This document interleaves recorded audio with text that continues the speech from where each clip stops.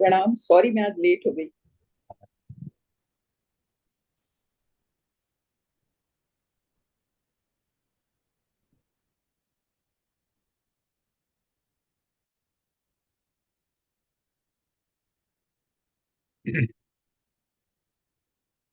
प्रारंभ करते हैं। ऑलरेडी हम लोग लेट हैं।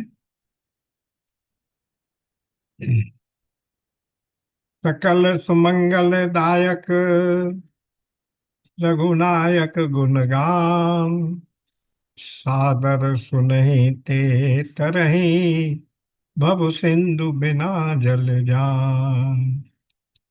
बार बार बर मांगहूँ हरषि देव श्री रंग, पद सरोज अन पायनी भगति सदा सतसंग। जय श्री राम, जय श्री राम। रामचरितमानस के अयोध्या कांड में भरत चरित्र का प्रकरण चल रहा है। और पिछले सेशन में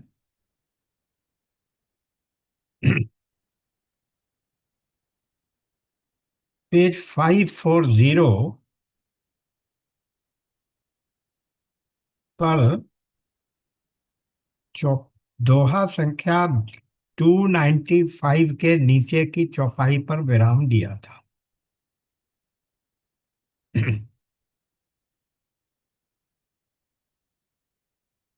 प्रकरण क्या चल रहा था कि राम जी गए थे तो अपने गुरु वशिष्ठ जी के पास कि इतने दिन हो गए, दोनों समाज यहाँ आए हुए हैं। दोनों समाज कौन से? अयोध्या का समाज और जनक जी का समाज, मिथिला का समाज। और सभी दुखी हैं, इसलिए आप कोई निर्णय लेके इस बात को तय कर दीजिए। वशिष्ठ जी भी स्वयं निर्णय नहीं ले सके या नहीं लेना चाह रहे थे, इसलिए वे गए जनक जी के पास। जनक जी से बातचीत हुई। दोनों महापुरुषों ने भरत जी को बुलाया।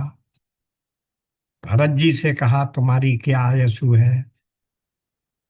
भरत जी ने भी कह दिया कि जब आप दोनों गुरु मेरे सामने बैठे हुए हैं तो मैं क्या आयसु दे सकता हूं, मैं अपनी क्या राय दे सकता हूं। मैं तो आज्ञा ही मान सकता हूं। आप लोग जैसी आज्ञा दें और जैसी राम भगवान आज्ञा दें मैं उसे शिरोधार्य करूंगा। तब कुछ निर्णय न हो जाने पर ये दोनों महानुभाव पहुंचे रामचंद्र जी के पास। और वहां जाकर इन्होंने क्या कहा, इस विषय से हमारा आज का ये प्रकरण शुरू होता है। तो नीचे की चौपाई देखिए।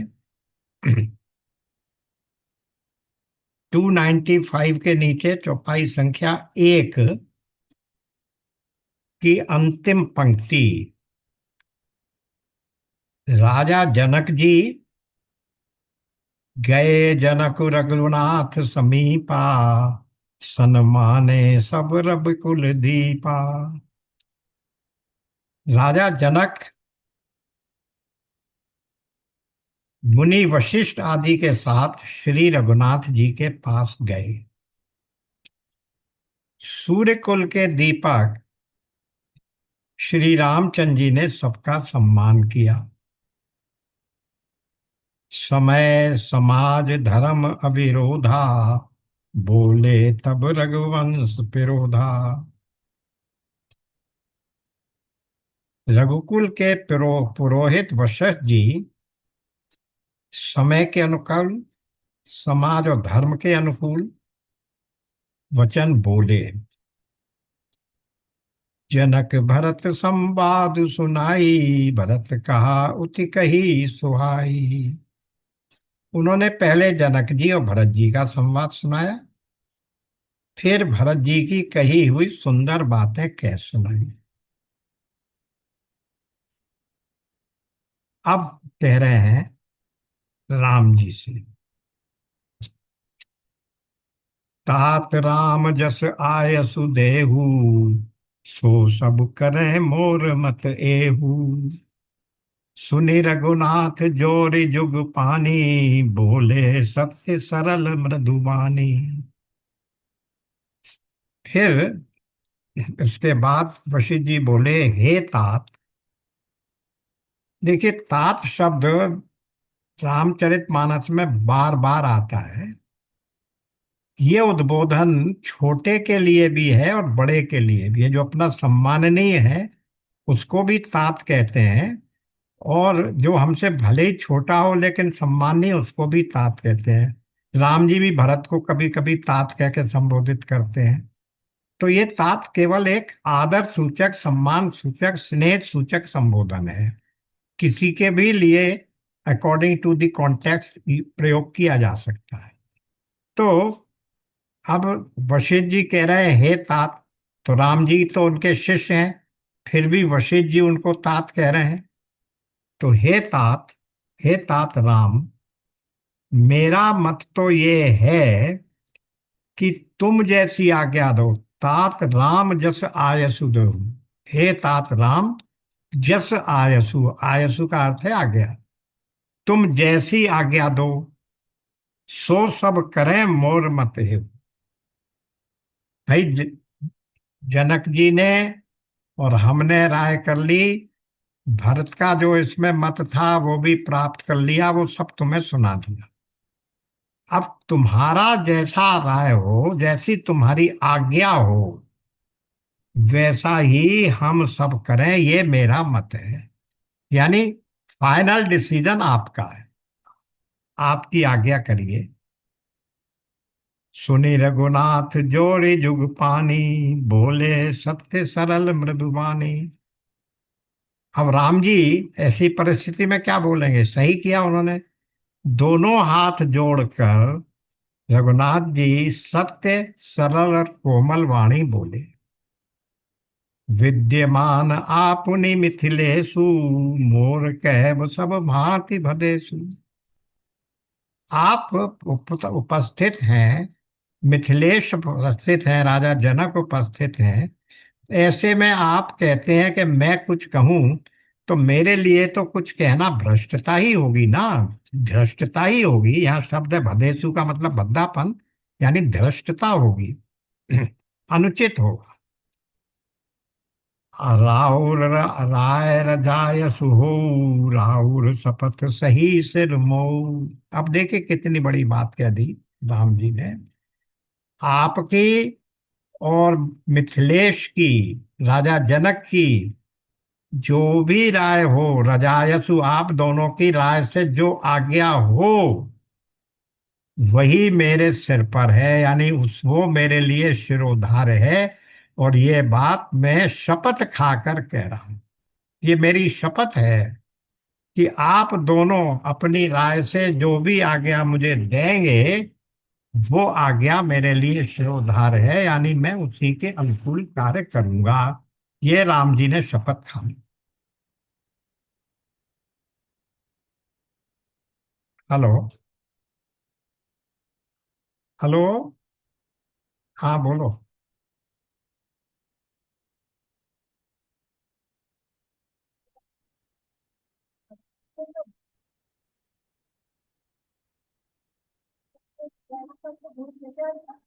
हाँ।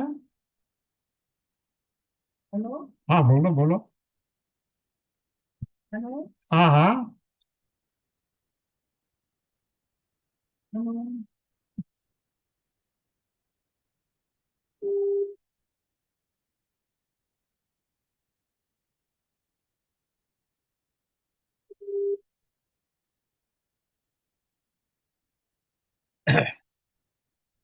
जी,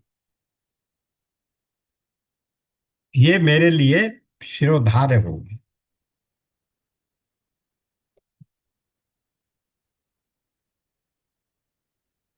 हाँ बताओ। हेलो बताओ।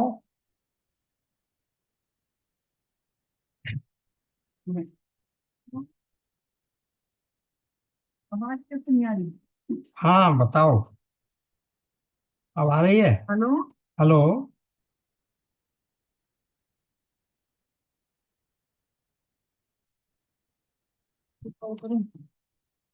हेलो। हेलो।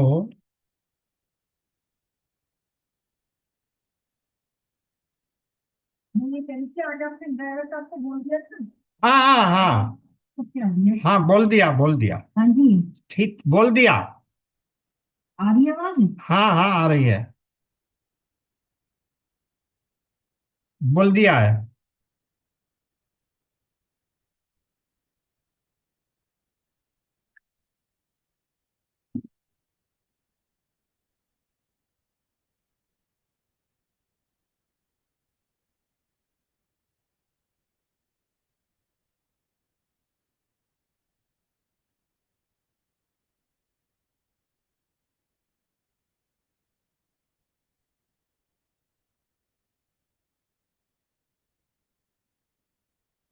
Disconnected.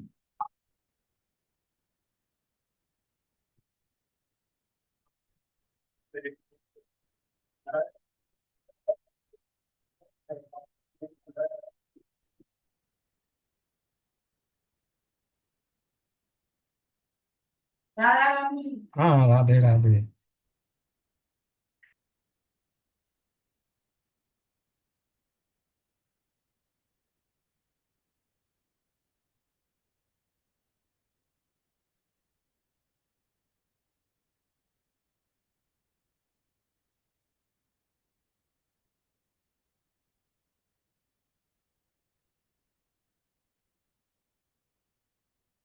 तो ये बात यहाँ पर उन्होंने ये कह दिया।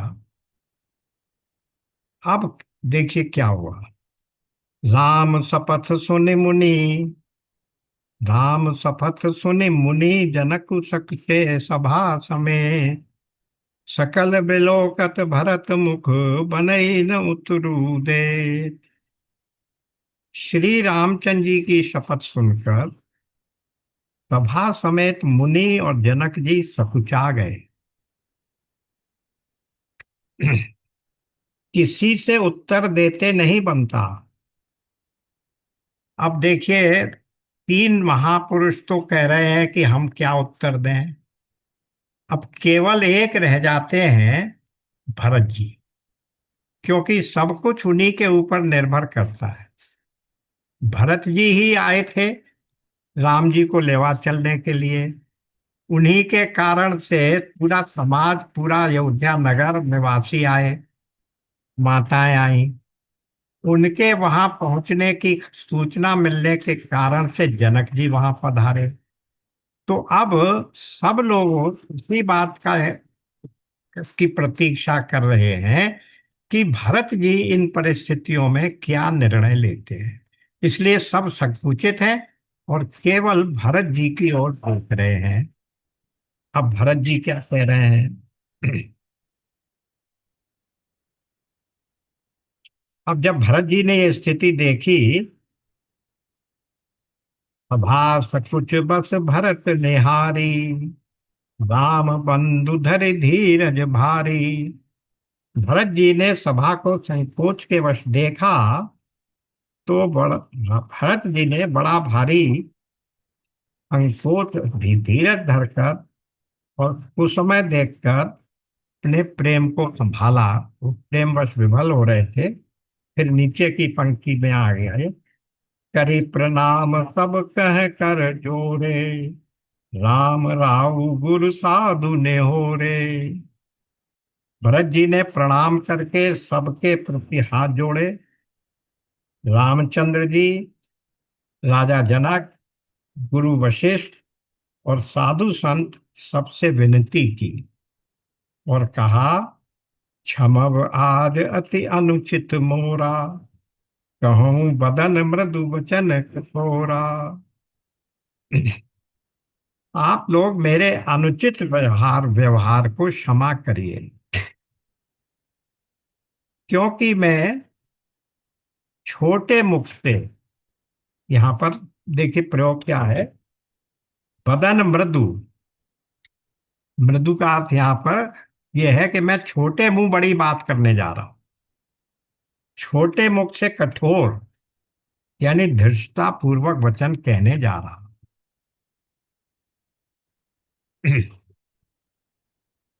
अब मन ही मन उन्होंने सरस्वती जी की वंदना कर ली, और फिर सरस्वती जी ने उन्हें बुद्धि और साहस दिया कि वो गुरु के सामने, भरत राम जी के सामने और सभा के सामने कुछ विवेक से कुछ बात कर सके।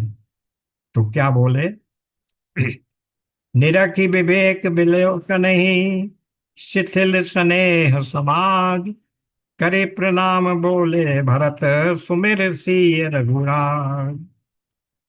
विवेक के नेत्रों से, अब सरस्वती जी की कृपा हो गई तो उनमें विवेक आ गया और सुंदर वाणी मुख पर आ गई। विवेक के नेत्रों से सारे समाज को प्रेम से शिथिल देखकर, यानी प्रेम से शिथिल देखकर सबको प्रणाम कर, सीता जी सीता जी और श्री रघुनाथ जी का स्मरण कर के भरत जी बोले, सबका स्मरण करके बोले। और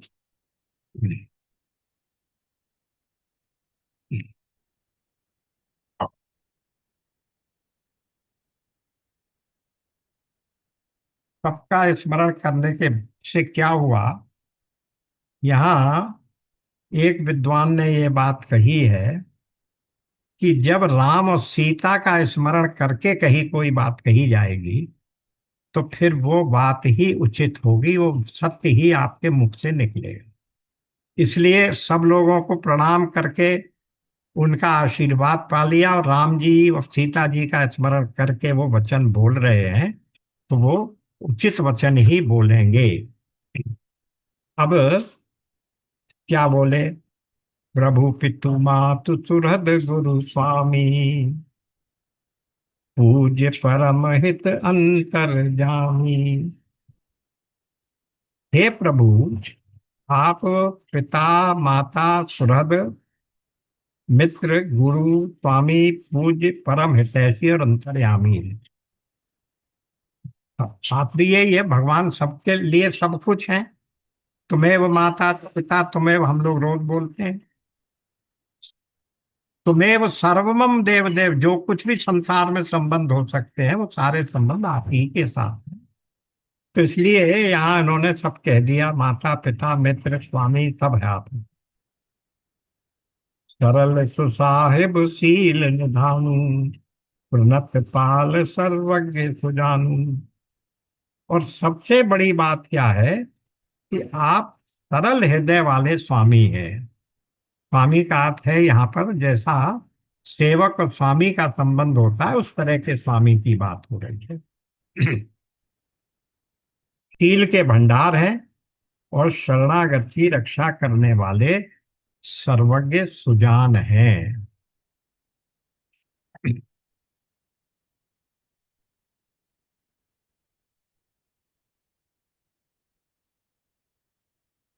समरथ शरणागत हितकारी, गुण गाहक अवगुण अगहारी।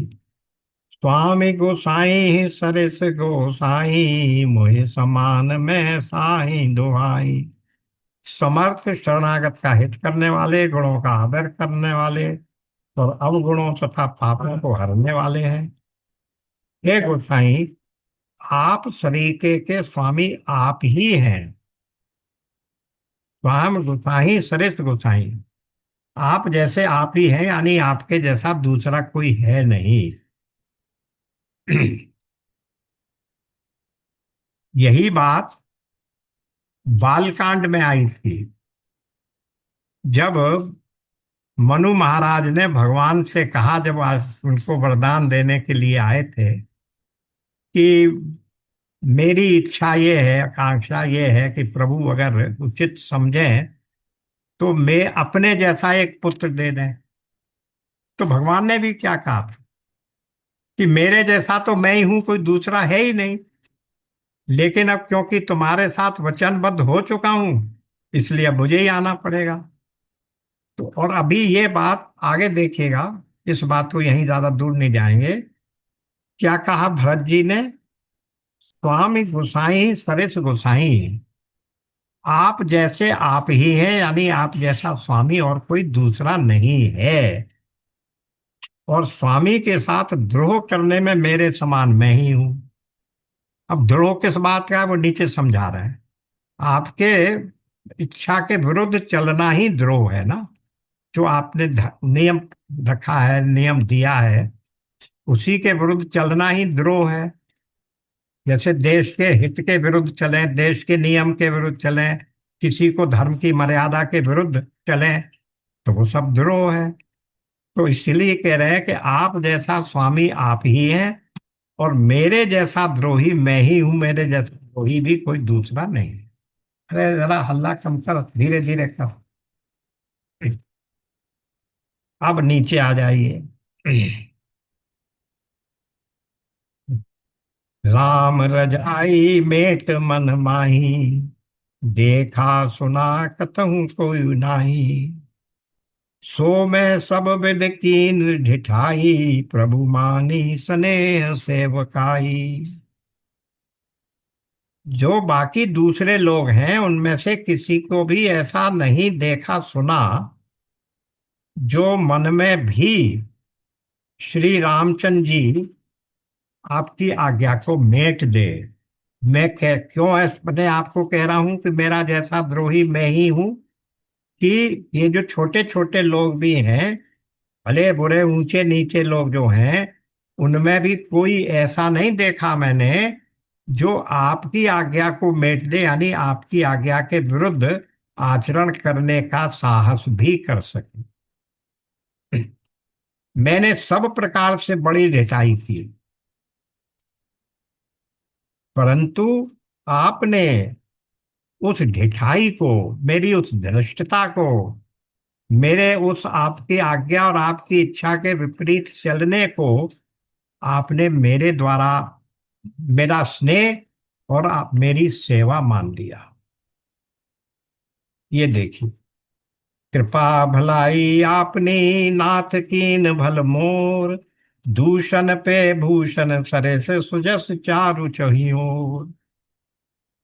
हे राम, हे नाथ, आपने अपनी कृपा और भलाई से मेरा भला किया, जिससे मेरे दूषण यानी दोष भी गुण के समान हो गए, और चारों ओर मेरा सुंदर यश छा गया।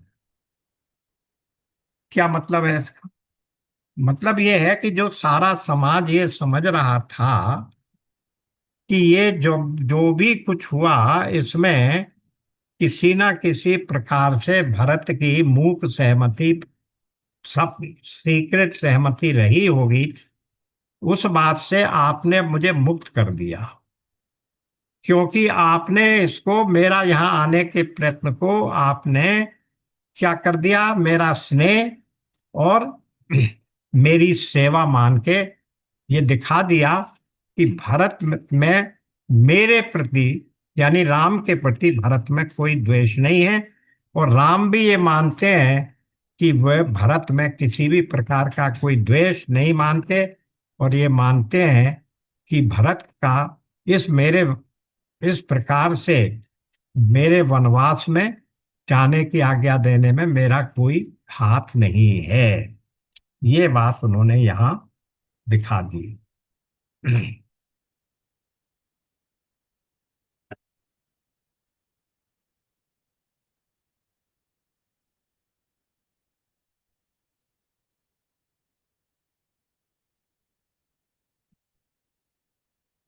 अब आगे चलिए। हम्म। अब इसके बाद नीचे चलते चले जाते हैं।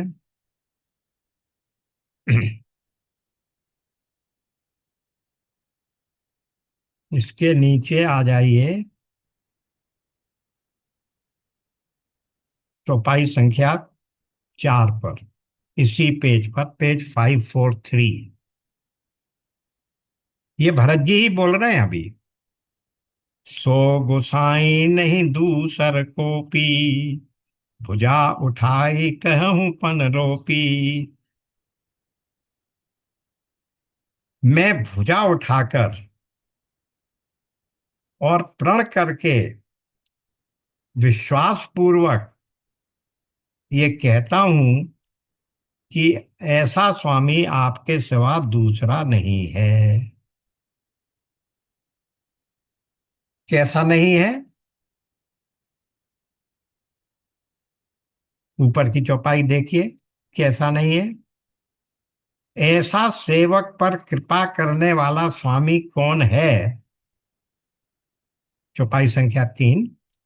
जो आप ही सेवक का सारा समाज सजा दे, यानी उसकी सारी आवश्यकताओं को पूर्ण कर दे, और स्वप्न में भी अपनी कोई करनी न समझकर, यानी मैंने सेवक के लिए कुछ किया ऐसा ना जानकर, उल्टा सेवक को संकोच होगा इसको सोचकर अपने हृदय में रखे। यानी सेवक के प्रति कल्याण भी करे और फिर भी ये प्रकट ना होने दे कि मैंने तेरे ऊपर कोई एहसान किया है। ऐसा सेवक कौन हुआ? इसलिए इन सब बातों को सोचकर मैं ये कहता हूं, विश्वास पूर्वक ये घोषणा करता हूं, प्रण रोप कर, भुजा उठाकर, कि आपके जैसा कोई दूसरा स्वामी नहीं है। यो सुधारि सन्मान जन किए साधु सिर मोर, को कृपाल बिनु पाले है बिरदावली बरजोर। इस प्रकार अपने सेवकों की बिगड़ी बात सुधार कर और सम्मान देकर आपने उन्हें साधुओं का शिरोमणि बना दिया। यानी सेवक को बिगड़ी बात सुधार कर, कृपालु यानी आपके सिवा अपनी विरुदावली का और कौन हठ पूर्वक पालन करेगा। यानी आप स्वयं ही अपने गुणों को प्रकट कर रहे हैं। शोक स्नेह की बाल सुभाएं, आयऊं लाई रजाय सुपाएं। हाँ, अब यहां से, अब वो अपनी धृष्टता की बातें बता रहा। अभी राम जी की जितनी कृपा है उनके, उसके बारे में बता रहे थे। और राम जी की उस कृपा का अपने ऊपर जो उपकार है उनका, वो सब बताया। राम जी का स्वभाव बताया, अपनी गलती मानी। अब ये कह रहे हैं कि और क्या धृष्टता हुई मुझसे। शोक स्नेह की बाल सुभाएं, आयऊं लाई रजाय सुभाएं। मैं शोक से, बहुत शोक से संतप्त था कि पिताजी की मृत्यु हो गई, भाई भाभी, दो भाई एक, और उनके साथ सीता माता भी चली गई। इस बात से मैं शोक संतप्त था, बहुत दुखी था। और क्या था? स्नेह था मेरा कि मैं किसी भी प्रकार से आप तीनों को वापस ले आऊं। तो शोक से या स्नेह से या बालक स्वभाव से, या मैं निर्णय नहीं कर पाया कि ये निर्णय मेरे लिए उचित है या अनुचित है, आपकी आज्ञा को न मानकर, रजाय सुबाएं, आपकी आज्ञा को एक किनारे करके, यानी आपकी आज्ञा को न मानकर उसका उल्लंघन करते हुए मैं यहां आ गया। तबहु कृपाल हेरि निज ओरा, समय भांति भल माने। तो भी कृपालु स्वाब ने, कृपालु यानी आप भगवान ने, मेरी अपनी ओर देखकर सभी प्रकार से मेरा भला ही माना। अब मेरी अपनी ओर देखकर का मतलब अपने स्वभाव के अनुकूल।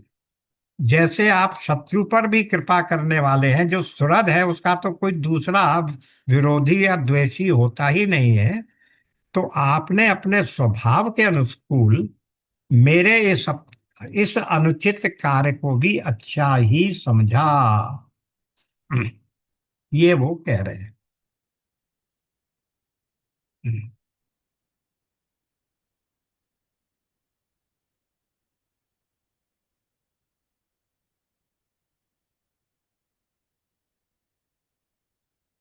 हम्म। हम्म। लेकिन इसका फल क्या है वो भी बता रहे हैं। देखें पाए सुमंगल मूला, जाने स्वामी सहज अनुकूला। बड़े समाज बिले क्यों भागू, बड़ी चूक साहेब अनुरागू। मैंने सुंदर मंगल के मूल आपके चरणों का दर्शन किया और ये जान लिया कि स्वामी मुझ पर स्वभाव से ही अनुकूल हैं। इस थोड़ा सा ध्यान दीजिए पिछले बार, पिछले प्रकरण में जब भरत जी आ रहे थे चित्रकूट के लिए, तो उनके मन में बार बार बीच बीच में शंका हो जाती थी कि प्रभु मेरे को, मुझे, मेरे इस आगमन को या मेरे विषय में क्या सोचते होंगे, मुझको क्या दोषी मानते होंगे, मैं कैसे उनके सामने उपस्थित होने की धृष्टता कर सकता हूँ या साहस कर सकता हूँ।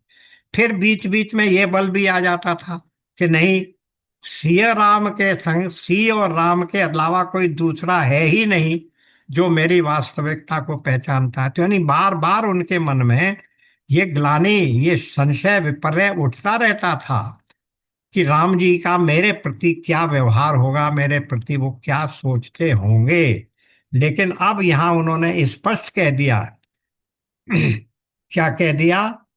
ये, और ये जान लिया, जानेऊ स्वामी सहज अनुकूला, कि स्वामी मुझ पर स्वभाव से ही अनुकूल हैं। बड़े समाज बिले कहूँ भागू, बड़ी चूक साहेब अनुरागू। इतने बड़े समाज में मैंने अपने भाग्य को देखा, यानी मैंने अपने भाग्य को सराहा, अपने भाग्य को सराहा कि इतनी बड़ी चूक होने पर भी स्वामी का मुझ पर कितना अनुराग है। कृ- कृपा अनुग्रह अंगु अघाई, कीन कृपा निधि सब अधिकाई। राखा मोर दुलार गुसाई, अपने सील सुभाए भलाई। कृपा निधान ने मुझ पर सांगोपांग भरपेट कृपा और अनुग्रह सब अधिक ही किए हैं। यानी जिसके उचित, जिसके लायक में नहीं था वैसा भी उतनों किया। हे गुसाई, अपने, आपने अपने शील स्वभाव भराई से मेरा दुलार रख लिया, यानी मुझे दुलार लिया, मैं छोटे भाई की तरह मुझे दुलार और स्नेह दिया। नाथ निपट में कीन रिठाई, स्वामी समाज सकोच बिहाई। अभिनय विनय जथारचि बानी, क्षमहि देऊ अति आरती जानी। हे नाथ, मैंने स्वामी और समाज के संकोच को छोड़कर अभिनय या विनय भरी जैसी रुचि हुई वैसी ही वाणी कहकर सर्वथा ढिठाई की है। जो कुछ मैंने कहा है, अब वो विनय पूर्वक है, अभिनय पूर्वक है, ढिठाई है, धृष्टता है या उचित है, लेकिन और आपके और समाज के संकोच को छोड़कर अपने मन में जो आई बात है वो कही है। हे देव, मेरे आर्त भाव को, मेरी आतुरता को, मेरी विफलता को जानकर आप क्षमा करेंगे। सुरद सुजान सुसाहिब हूँ, बहुत कहब बड़ी खोरी। आय सुदेई देव अब सबई सुधारी मोरी। सुरद, सुरद के अर्थ हम लोग गीता में देख चुके हैं, कई बार आता है वहां। आपका कल्याण करने वाला ऐसा व्यक्ति जो अपने द्वारा किए गए किसी भी उपकार के लिए आपसे कोई प्रतिकार नहीं चाहता, आशा ही नहीं रखता, तो ऐसा सुहृद, बुद्धिमान और श्रेष्ठ मालिक से बहुत कुछ कहना अपराध है। आप तो आप सब समझते हैं। सुजान माने जो सब ज्ञान को जानने वाला है, ज्ञानी है। इसलिए हे देव, अब मुझे आज्ञा दीजिए। अब मेरे ऊपर मत डालिए, किसी और के ऊपर मत डालिए, आप आज्ञा दीजिए। आपने मेरी सभी बात सुधार दी है। अब आगे नीचे पर आ जाइए। प्रभु पद पद्म पराग दुहाई, सत्य सुकृत सुख सीव सुहाई। सो करे कहूँ हिये अपने की, रुचि जागत सोवत सपने की। प्रभु आपके चरण कमलों की रज, जो सत्य, पुण्य और सुख को देने वाली है, उसकी दुहाई करके, आपकी रज की शपथ लेकर मैं अपने हृदय की जाग के सोते और स्वप्न में भी बनी रहने वाली इच्छा कहता हूं। अब मैं अपनी इच्छा बताता हूं आपको, क्या है, क्या रुचि है। सहज स्नेह स्वामी सेवकाई, स्वार्थ छन फल चारि बिहाई। अज्ञा समनस साहिब सेवा, सो प्रसाद जन पावे देवा। रुचि क्या है? कपट, स्वार्थ और चार बिहाई क्या है? धर्म अर्थ काम मोक्ष रूपी चारों फलों को छोड़कर स्वाभाविक प्रेम से स्वामी की सेवा करना। धर्म न अर्थ न काम रुचि, न चाहिए निर्वाण। जन्म जन्म रति राम पद, ये वरदान न आन। वही आदमी है हमारा, वही है उनके, उनके एक एक श्वास में है और एक एक रोम में ये बसा हुआ है। राम जी की भक्ति, राम जी की चरणों की सेवा, वही यहाँ कह रहे हैं।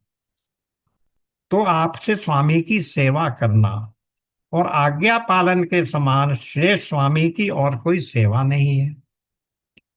इसलिए अब आज्ञा रूपी प्रसाद सेवक को मिल जाए। अब मैं सेवा कर रहा हूं तो सेवा का प्रसाद मिलना चाहिए। तो आप कुछ आज्ञा दे दें तो मैं अपने आप को धन्य समझ लूं, कृतकृत्य समझ लूं। अस कह प्रेम बिहवल, अस कह प्रेम बिबस भय भारी। पुलक शरीर बिलोचन जारी, बिलोचन बारी। प्रभु पद कमल गहे अकुलाई, समूह स्नेह न सो कहे जाई। भरत जी ऐसा कहकर प्रेम के बहुत वश विवश हो गए। शरीर पुलकित तो उठा, नेत्रों से प्रेमाश्रु बहने लगे। व्याकुल होकर उन्होंने प्रभु रामचंद्र जी के चरण कमल पकड़ लिए। उस समय को और स्नेह को कहा नहीं जाता। कृपा सिंधु सनमानि सुवानी, बैठाए समीप गई पानी। भरत विनय सुनि देखि सुभाऊ, शिथिल स्नेह सभा रघुराऊ। कृपा सिंधु श्री रामचंद्र जी ने सुंदर वाणी से भरत जी का सम्मान करके हाथ पकड़कर उनको अपने पास बिठा लिया। वो उनके चरण पकड़ लिए थे ना उन्होंने, प्रभु श्री रामचंद्र जी के चरण कमल पकड़ लिए। राम जी ने उनको हाथ पकड़कर उठाया और अपने पास बिठा लिया। भरत जी की विनती सुनकर और उनका स्वभाव देखकर सारी सभा और रघुनाथ जी स्नेह से शिथिल हो गए।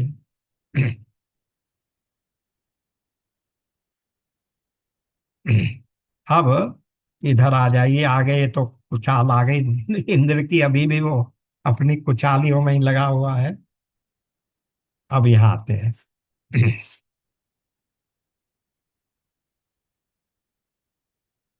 ये पेज 547 पर आ जाइए। गोस्वामी जी कह रहे हैं अब, दोहा संख्या 303।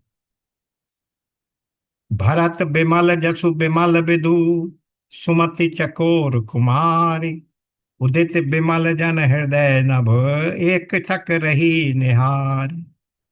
भरत जी का निर्मल यश चंद्रमा है, कवि की सुबुद्धि चकोरी है, जो भक्तों के हृदय रूपी निर्मल आकाश में उस चंद्रमा को उदित देखकर उसकी ओर टकटकी लगाए देखती ही रह गई है, तब उसका वर्णन कौन करे।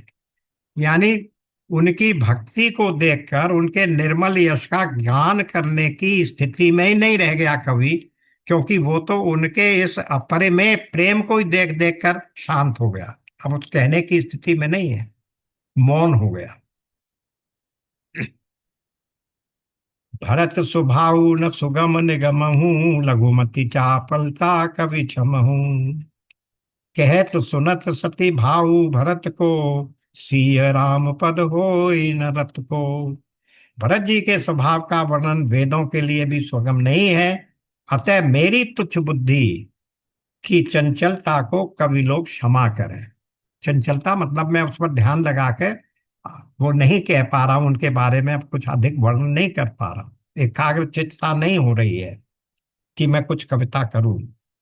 भरत जी के सद्भाव को कहते सुनते, ये इंपॉर्टेंट लाइन है। कहत सुनत सती भाऊ भरत को, सिय राम पद होई न रत को। भरत जी को ये स्वभाव को कहते सुनते कौन मनुष्य श्री सीताराम जी के चरणों में अनुरक्त न हो जाए।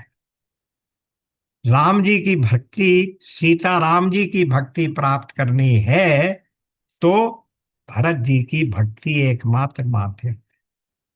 उनके गुणों को सुनकर, उनके सद्भाव को कहते सुनते सबको भगवान राम की भक्ति प्राप्त हो जाएगी। सुमिरत भरत ही प्रेम राम को, जेह न सुलभ ते ही सरिस बाम को। देखी दयाल दशा सब ही की, राम सुजान जाने जन जी की। भरत जी का स्मरण करने से जिसको श्री राम जी का प्रेम सुलभ न हुआ। देखिए भरत जी के चरित्र को यहाँ गोस्वामी जी ने कितना ऊपर उठा दिया है। राम जी की भक्ति प्राप्त करनी है तो भरत जी के ही द्वारा प्राप्त होगी। भरत जी के चरित्र को ही स्मरण करो, भरत जी का स्मरण करने से ही राम जी का की भक्ति प्राप्त होगी। और जिसको ऐसा नहीं हुआ, समझो कि देवता भाग्य उसके विपरीत है। और जिसको ये प्रेम सुलभ न हो, समझिए विधाता उसके विपरीत है, यानी उससे ज्यादा अभागा और कौन होगा। देखी दयाल दशा सब ही की, राम सुजान जाने जन जी की। दयालु और सुजान जितने लोग थे, दयालु और सुजान श्री राम जी ने सभी की दशा देखकर, क्योंकि सभी लोग संकोच में बैठे थे, वहां के भगवान क्या आदेश देते हैं। और भक्त यानी भरत जी के हृदय की स्थिति जानकर क्या कहा।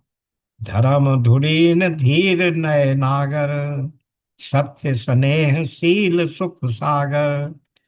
देश काल लखि समऊ समाजू, नीति प्रीति पालक रघुराजू। धर्म धुरंधर, धीर, नीति में चतुर,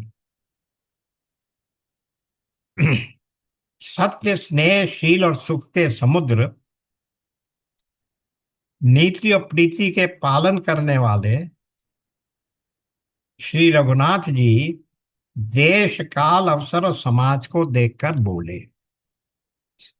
यानी उस समय की परिस्थिति को देखकर, अपना हित राम भरत का हित समाज का हित देखकर बोले। ऐसे वचन बोले। बोले वचन भानु सरबस से, हित परिणाम सुनते शशि रस से।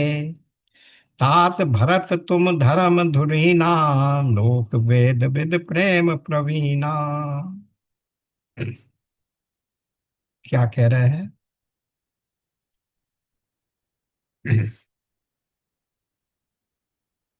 कैसे वचन बोले, मानो वाणी के सर्वस्व ही थे।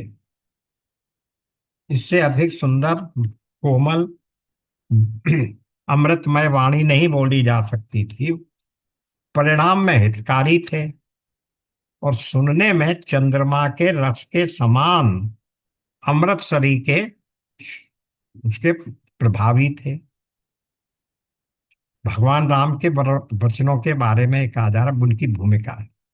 अब क्या बोले, हे तात, फिर से उस चौपाई को पढ़िए। तात भरत तुम धर्म धुरीन, लोक वेद विद प्रेम प्रवीण। हे तात, तुम धर्म की धुरी हो, धर्म की धुरी को धारण करने वाले हो, लोक और वेद दोनों के जानने वाले, और प्रेम में प्रवीण हो।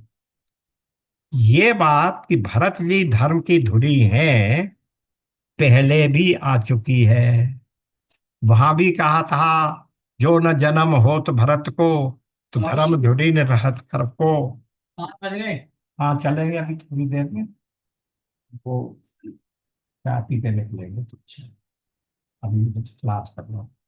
5:30 का उनसे टाइम दे दिया, वो भी नीचे आ जाए। सपना ले लीजिए। तब तक तुम ले जाओ कुछ, आप शुरू कर दो बाद में। हाँ 5:30। हाँ जी। तो देखिए वो कहाँ पर आई है ये बात, पेज 490 निकालिए।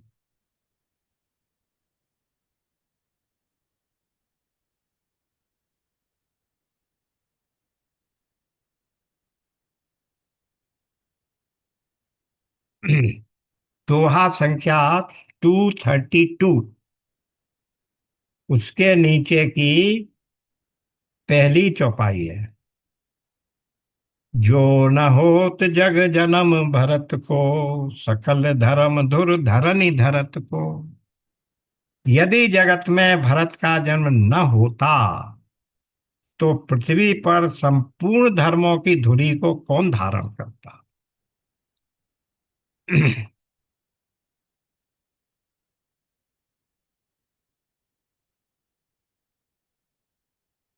ये कौन कह रहा है, देवता की सराहना कर रहे हैं। ऊपर की पंक्ति देखिए, राम जी की वाणी, दोहा, राम जी की वाणी सुनकर और भरत जी पर उनका प्रेम देखकर समस्त देवता उनकी सराहना करने लगे और कहने लगे कि रामचंद्र जी के समान कृपा के धमान प्रभु और कौन है।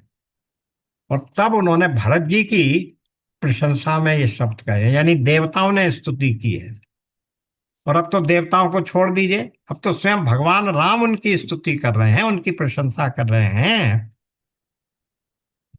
तात भरत तुम धर्म धुरीन, लोक वेद विद प्रेम प्रवीण।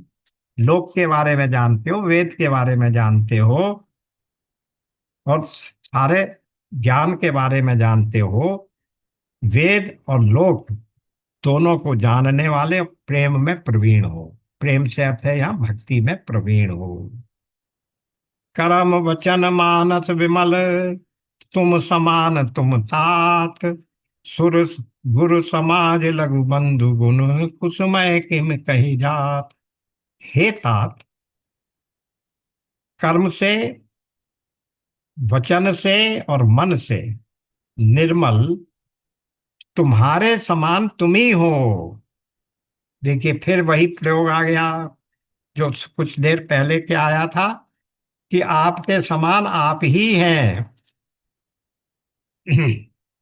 इसी तरह से ये उनके, भरत जी ने कहा था राम जी के लिए, अब राम जी कह रहे हैं भरत जी के लिए, तुम समान तुम तात। यानी सभी अपने अपने में बिल्कुल यूनिक हैं, उन जैसा कोई है, अद्वितीय है, उन जैसा कोई दूसरा है नहीं।